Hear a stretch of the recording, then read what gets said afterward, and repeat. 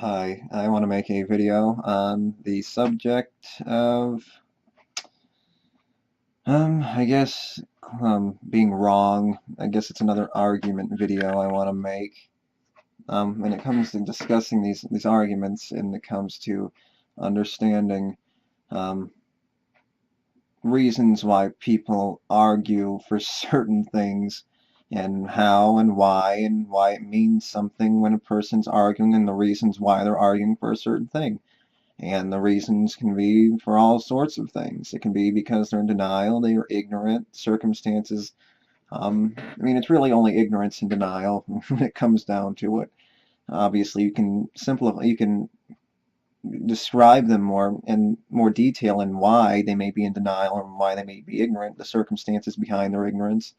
Um, they've been lied to, or the denial. Obviously, if a lie only works because if you're ignorant to a certain circumstance, if you know if the person's lying, that's gonna you're gonna know they're lying.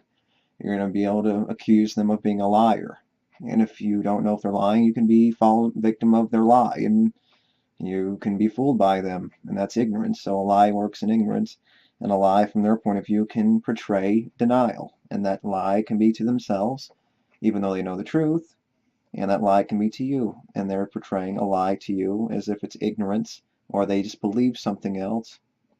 But belief in something that's not true is only something that can be attributed to something like ignorance or denial to a certain extent.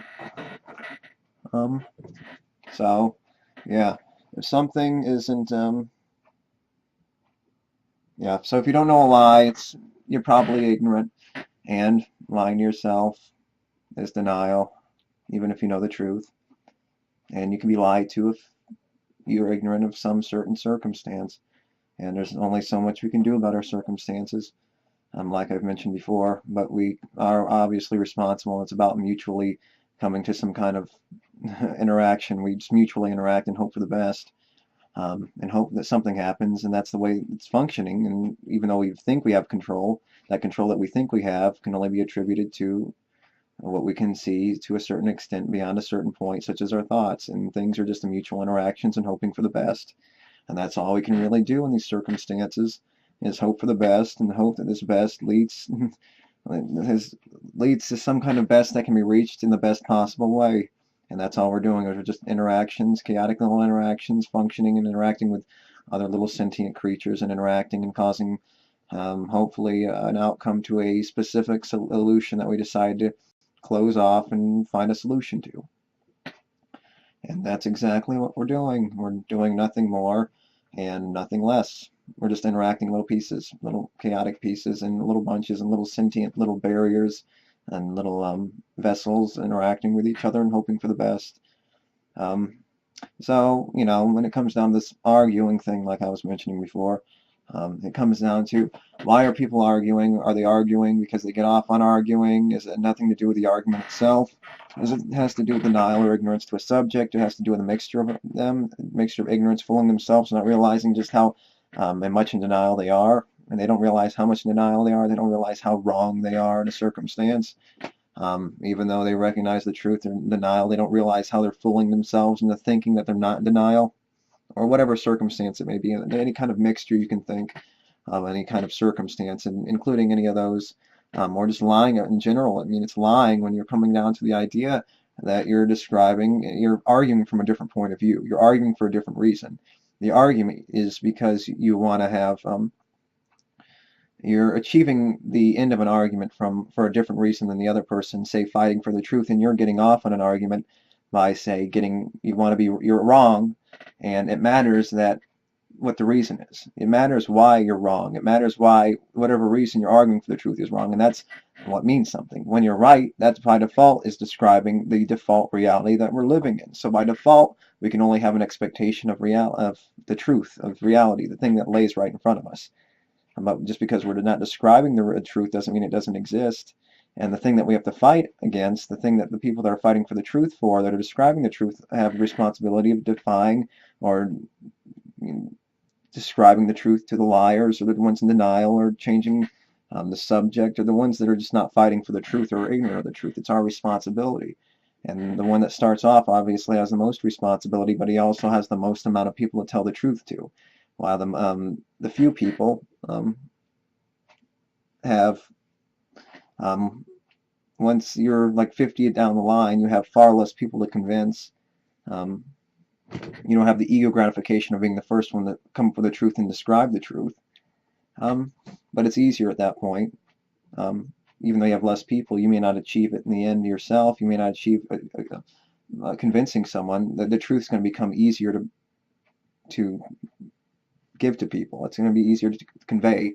The more people there are, the more based on popular biases and the popular bias and how many people based on numbers, and that bias in and of itself can convince people just because more people believe it.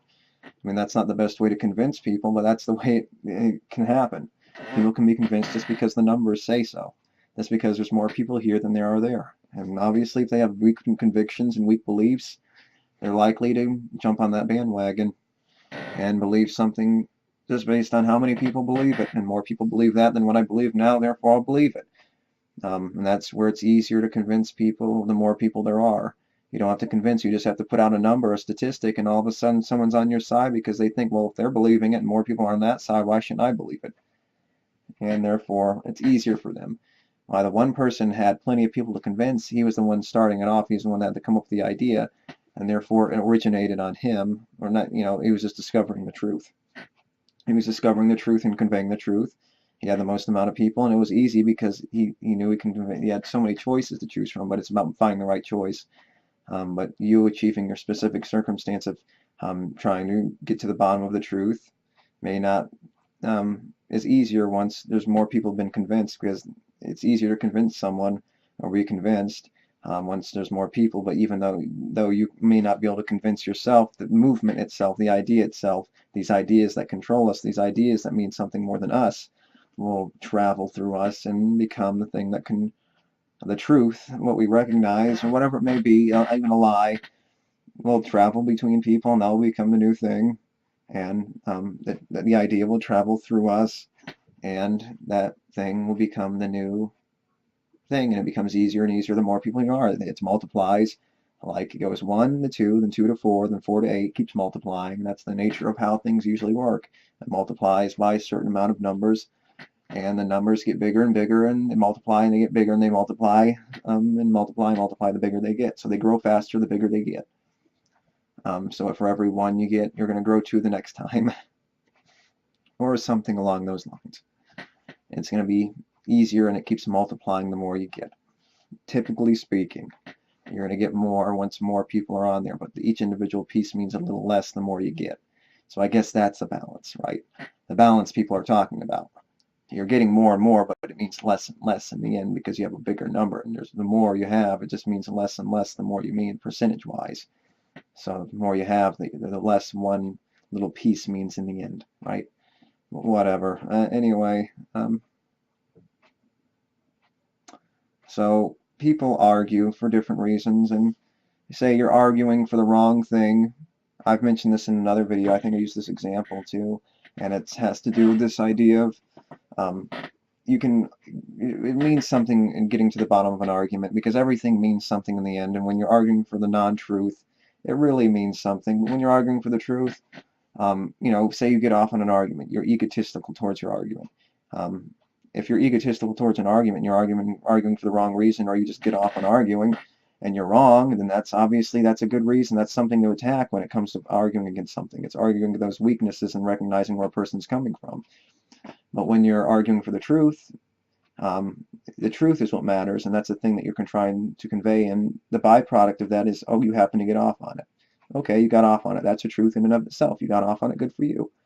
The truth's what matters, and that's the thing being conveyed, and you getting off on it's just a byproduct. But if you're just getting off on an argument, and that's the reason why you're arguing, is just to get off on it, that means something. And that's a way of attacking people personally, to get to the bottom of it, especially when they're arguing for no good reason, from a point of view just for the sake of arguing.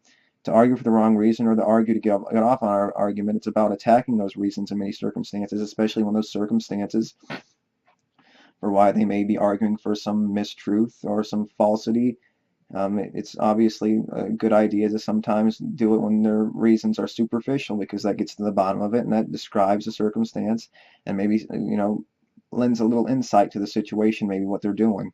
And it's always a good idea to point those things out, or at least, to the very least, acknowledge those things and find ways around those things, and trying to discuss and describe circumstances about why and people do certain things, because it only really means something when someone's arguing against the truth. When you have the truth, by default, that's the expectation you have, but you should have some expectation, and lower there's expectation, the expectation you have for getting the truth across. If you're a truth achiever, and recognizing you're going to run into roadblocks, because what comes with truth is a lot of deniers of truth, especially when it comes to sentient beings. Because the truth, by default, we're trying to reach the truth, and trying to convince everyone of the truth may not happen, and reaching this, it may not happen to a certain extent, and it's all about trying to reach that zero sum of getting the truth across to everyone, and getting the truth across and recognizing the truth of the sentient circumstance and the circumstances surrounding everything around us created the sentient circumstance. So when we describe this sentient circumstance, we're describing the crude mechanisms that created the sentient circumstance, and that's pretty much describing every single interaction that exists and how every interaction happens on this plane of existence, this existence that we live on, this one and only existence that we know to be undeniably true.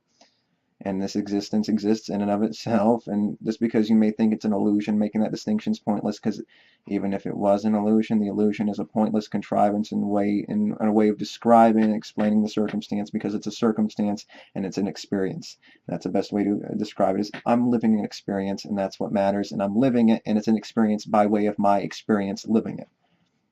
By its very own definition, it describes itself. And the illusion idea, it doesn't mean it doesn't exist. It does exist regardless of this being an illusion, because I'm experiencing something. So that distinction is null and void, because it doesn't mean anything because I'm experiencing something. Making the distinction of what you're experiencing doesn't mean anything, because you're still experiencing something. A hallucination exists because it exists in your mind. Your mind's all you have. Your psychology is all you have. And that's the only thing you can go by. And it still exists as at least a psychological, physical interaction happening to cause a circumstance, say a hallucination in your mind. So saying it's like an illusion, like an hallucination, is pointless, and it's pointless to make that distinction. It's something, it's an experience. All this stuff means something, all exists, and the illusion is a very vague description, or an attempted description of reality, and describing its own illusion. It's all an illusion, but it's a hell of an illusion, but it's a hell of an illusion that means something, because you're feeling something and experiencing something. As it means something. By its very own definition, the best way to describe this circumstance is an experience. Illusion, it's an illusion, but it's an experience, and it's an illusion that exists. You can describe it as an illusion, like, oh, I'm seeing things, but they're all just a bunch of molecules and atoms making up something bigger, or photons making something bigger, light passing through. It's an illusion that it's not moving at the speed of light. It's an illusion that I'm not actually moving still. I'm actually moving at the speed of light when I move my fingers. The movement's coming from somewhere, right? Sort of like my thoughts are coming from somewhere. The movement's coming from a bunch of vibration. The movement in my brain's a bunch of interactions and vibrations. The thoughts come from somewhere, sort of like the movement in my fingers comes from somewhere. The vibrations are letting it move and creating the different movement, and the interaction causing a different shape for my hand to make is based on a bunch of different light movements. A movement inside of this whole movement. There's a bunch of movement inside this small. See my finger moving. There's a bunch of smaller movements that allow it to change shape and interact and bounce against each other in a different way, back and forth in a different way, creating a different direction, letting it move in a different way in a different direction. It's moving based on some other interaction. It's not moving in and of itself. It is, but it's moving based on another interaction happening on a smaller level. So it's moving. That movement that's happening from here to here is moving at 20 miles an hour, say my finger, but the finger is that's creating the movement in the finger to allow it to move to begin with is based on a bunch of other movement, allowing it to move within the movement, allowing it to move at all, giving the possibility of movement at all. So it's moving inside the movement. So the movement that I'm having right now, it's moving based on my hand, it's moving at 20 miles an hour, back and forth, creating a little fan, but it's moving that's allowing the movement inside of the finger, that's allowing it to move and vibrate, because you can even tell that, because sometimes if you hold your hand straight, you're seeing little shakes and interactions that are happening. But something's happening, and it's based on a bunch of vibrations happening that allow the individual level, on a smaller level, on an individual thing, to allow it to move and interact and allow it to move to begin with. So that's what's happening. If that's a way of describing, if that makes any sense. So, yeah. So when you're wrong in an argument, it means something. It means something in the end, and it means something if you're arguing for the non-truth, and we can only have a certain expectation, but that expectation runs into its roadblocks, and we're trying to reach that expectation, and that expectation means something because there's so much to accomplish to reach that expectation. And that expectation we're trying to reach is reaching that expectation of fighting against those roadblocks, because there's so much to this expectation. It means so much because there's so much in the way. There's so much to accomplish in these expectations that we're trying to achieve, that we're trying to reach these expectations through a lot of roadblocks. And that means something. By overcoming these roadblocks, the expectation has more weight. But it also has a more chance for disappointment and failure. That's what it makes. More possibility for failure creates a higher expectation, or a higher expectation for satisfaction. So you're either not going to satisfy it, or you're going to satisfy it. You're going to fail at it, or you're going to satisfy it. And that's all you can do. But to get more satisfaction, there has to be some kind of greater adversity, or some kind of greater expectation for failure, to make it seem like it's more than it actually is, or give it more of an illusion of something greater than it actually is. So yeah. Anyway, yeah. So when you're arguing for the truth, it means something to understand these arguments, and by definition, the default that we're expecting is the truth, and we're fighting against the non-truths to reach the truth.